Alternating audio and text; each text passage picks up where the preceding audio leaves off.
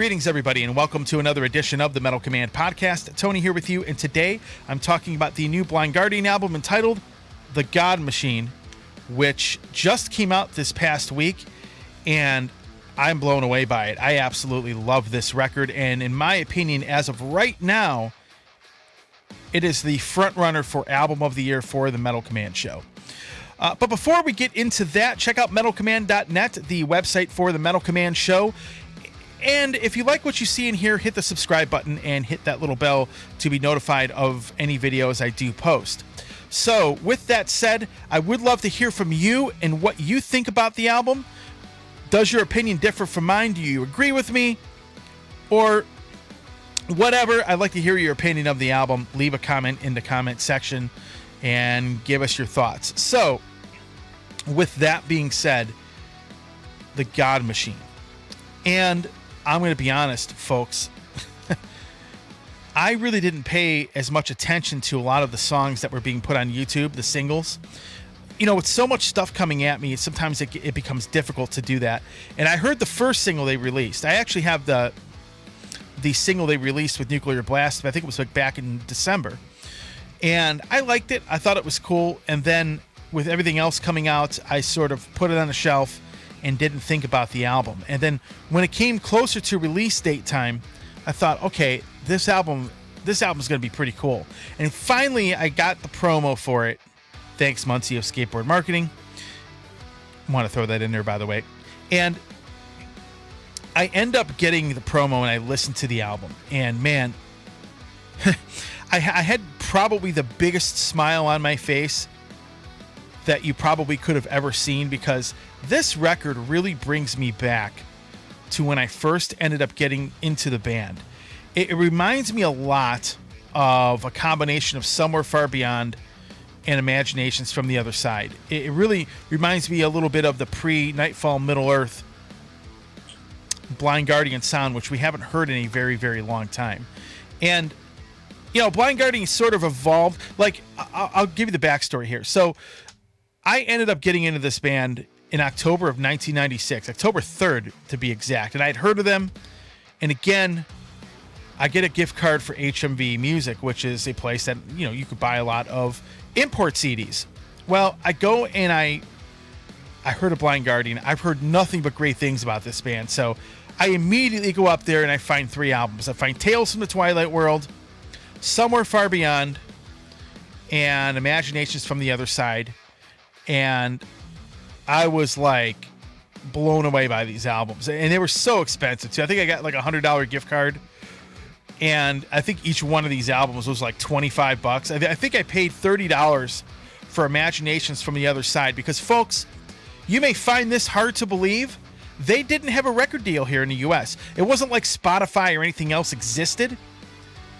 They had no US distribution. So Virgin Records in Europe actually was their record label, which is quite funny, because I'll get into that here in a second. But that was their record. That was the record label for the band, and these albums completely blow me away. And I'm listening to this, and it has their modern production on it. It has some of the elements of the more progressive stuff, because as the band evolved, you know, especially when they ended up getting to Night at the Opera, and after that, they became more progressive with a lot of power metal tendencies, as opposed to being more of a power metal band, is kind of what it reminds me of. So the albums were a lot more intricate as the band evolved. And what they did on this album, if you could imagine it has a lot of the feel, the old school sound and the old school feel of Blind Guardian, mixing it in a little bit with some of those newer progressive tendencies that they have tended to have over the course of the last, you know, let's say 20 years. So I was really pleasantly surprised that it sounded like this. Now, the last 2-3 albums, you know, they were more along that progressive, you know, metal thing that they were doing, and that was fine with that. Actually, I had liked the way the band had evolved into that. You know, like for example, they started off as a speed metal band with like Battalions of Fear, and then you get to Tales from the Twilight World, which for me was where the band really solidified their signature sound that they have today. And then Somewhere Far Beyond, Imaginations, and Nightfall Middle Earth. That's like a 4-album run that is pretty much legendary in my opinion. And then The Night at the Opera came out, and that's really where you saw a lot more of the progressive stuff come into play, which is funny because when that album first came out, I wasn't a fan, and I didn't pay attention to it. But then when they remixed it, I actually ended up liking the album a lot more, and the remix really, really helped that album sound amazing. I love the remix. When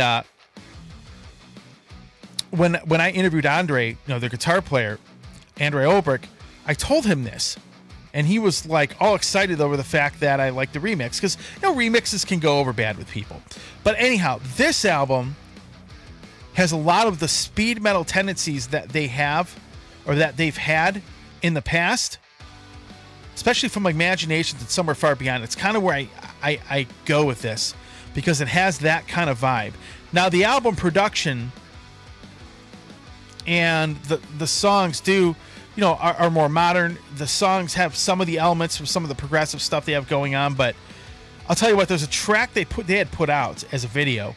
It's called Blood of the Elves. And man, when I listened to this album and I first heard that, it was unbelievable. I never thought they would ever sound like that again. I was not I think the reason I liked the album so much is I wasn't expecting it.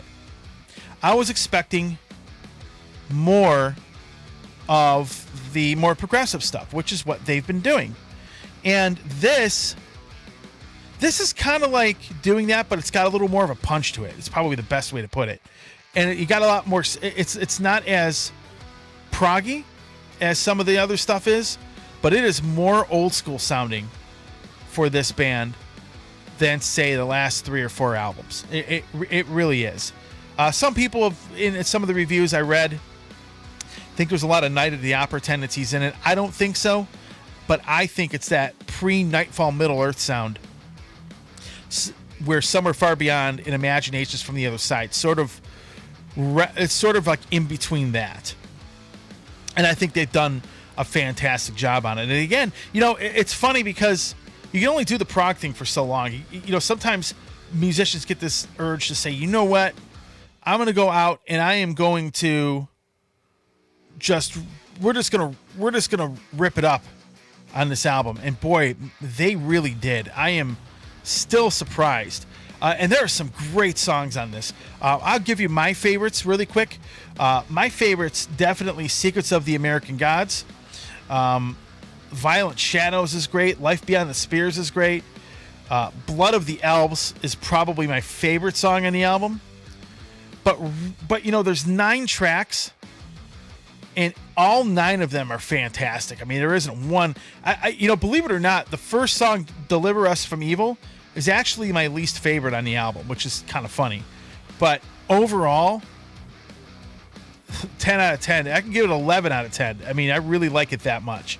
And this is a band that I've always thought, really fascinated, has always really fascinated me, because they're so unique compared to a lot of their other contemporaries at the time. Even back when you got to remember, when Tales from the Twilight World came out, really nobody sounded like them at all. I mean, you had power metal bands like Gravedigger and Rage and Running Wild and Halloween, but Blind Guardian didn't sound like any of them. Even on the first 2 albums, where it was kind of like they were more of a speed metal band, Tales from the Twilight World really set that band apart. And then obviously they've been on that road ever since. And it's funny because I have these memories of going back and interviewing Hansi for the first time. And it's funny because, so they had Virgin Records in Europe. And Virgin Records was a European record label. And here's me at age 19, 20 years old, wanting to interview this band on my show. There's no Zoom, there's no Skype, you don't have the internet the way it is now back then. And ironically, I'll give you some funny things. So when Nightfall Middle Earth was coming out, it was about the time I was starting my show, and somebody, I can't remember who it was, but somebody had sent me, I'd pre-ordered it. Of course, it was import only. You couldn't get the thing here in the U.S. up until 99 or 2000 when Century Media ended up getting distribution rights to release their stuff, which I believe is what happened. But at that point, there really wasn't any distribution for this band. So I called Virgin Records in Germany. And there's this kid calling from America, right? And they're like, okay, send us a fax. Well, fax machines were a lot more common back then. I sent a fax. I get an email from somebody that set me up. I can't remember the name of the person. It was a strange name. But that person set me up with Hansi. Gave me the phone number to call him. And I'm like, oh, I'm all excited about this. And the thing was, when I called Virgin Records, they were like shocked and blown away that somebody from the US knew who they were, which I came to find out later on there were probably more people that I originally had thought.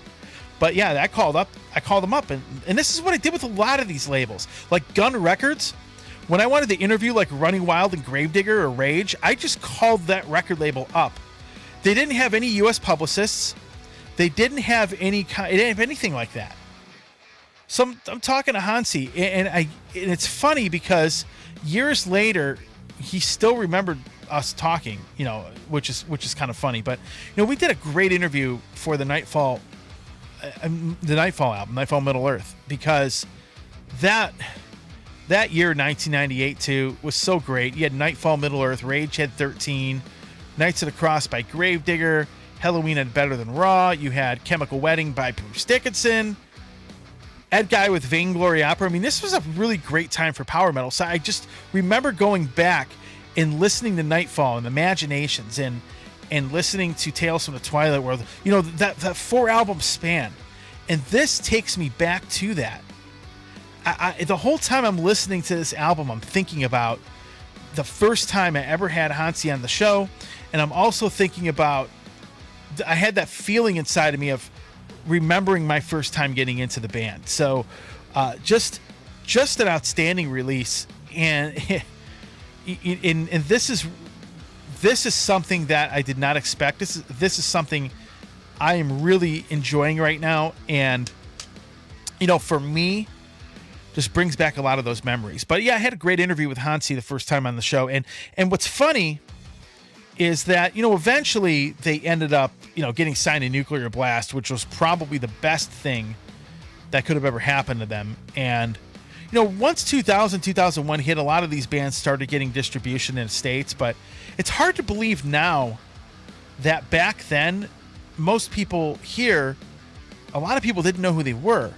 I mean, they had fans over here, but there's no distribution, there's no promotion. You didn't have the internet operating the way that it does. I mean, people had dial-up modems. You didn't have high-speed internet.